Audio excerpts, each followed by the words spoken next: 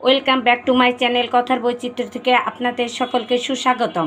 আজ আমরা আরেকটি রেসিপি নিয়ে আপনাদের সামনে হাজির হয়েছি। এটি হচ্ছে খাসির বট বা ভুঁড়ি।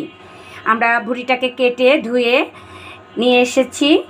এখন আমরা রান্না করতে যাব। আপনারা আমাদের সঙ্গে থাকুন। আমাদের কড়াইটা গরম হয়ে এসেছে।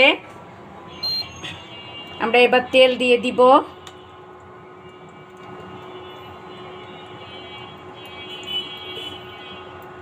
আমাদের তেল দেওয়া হয়ে গেছে। এবার আমরা পেঁয়াজ কুচি, রসুন কুচি সব দিয়ে দিব। এর সঙ্গে তেজপাতা দিয়ে দিলাম, মরিচ দিয়ে দিলাম। এবার আমরা কিছুক্ষণ নাড়তে থাকবো। বাদামি হয়ে আসার পরে অন্য মশলাগুলো দিব। ততক্ষণ আমাদের সঙ্গে থাকুন। এবার আমাদের পেঁয়াজটা বাদামি হয়ে এসেছে। এখন আমরা সমস্ত মশলাগুলো এক এক করে দিয়ে দেব। জিরা, দারচিনি, এলাচ, এবার লবণ, হলুদের গুঁড়া, মরিচের গুঁড়া।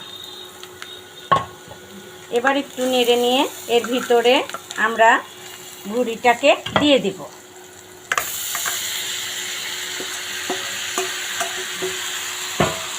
এভাবে আমরা কিছুক্ষণ কষিয়ে নিয়ে রান্না করব। গাইজ, আপনারা আমাদের সঙ্গে থাকবেন এবং আমাদের নতুন নতুন রেসিপি যাতে আপনাদের সামনে হাজির করতে পারি সেই প্রত্যাশা রাখি। এবং আপনারা আমার চ্যানেলে যদি নতুন এসে থাকেন অবশ্যই আমার চ্যানেলটাকে সাবস্ক্রাইব করবেন এবং আমার ভিডিওটাকে লাইক করে দিবেন। আমরা এভাবে কিছুক্ষণ কষিয়ে নিব। তারপরে রান্না হওয়ার সময় আবার আপনাদেরকে দেখাবো। গাইজ, আমরা ফিরে এসেছি।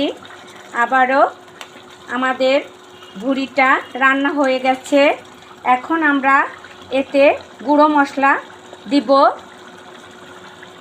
ভাজা এলাচের গুঁড়া, দারচিনির গুঁড়া এবং জিরার গুঁড়া মিশিয়ে দিলাম। মিশিয়ে দিয়ে এবার আমরা এটাকে নামিয়ে নিব। দেখুন আমাদের ভুঁড়ির কালারটা কত সুন্দর হয়েছে। গাইজ, আপনারা এভাবে বাসায় সহজে রান্না করে নিতে পারবেন। আর আপনারা আমাদের সঙ্গে থাকবেন আর আমার চ্যানেলটাকে অবশ্যই সাবস্ক্রাইব করবেন, আমার ভিডিওটাকে লাইক করবেন। আবার নতুন নতুন রেসিপি নিয়ে আপনাদের সামনে হাজির হব। আজকের মতো বিদায়। খোদা হাফেজ।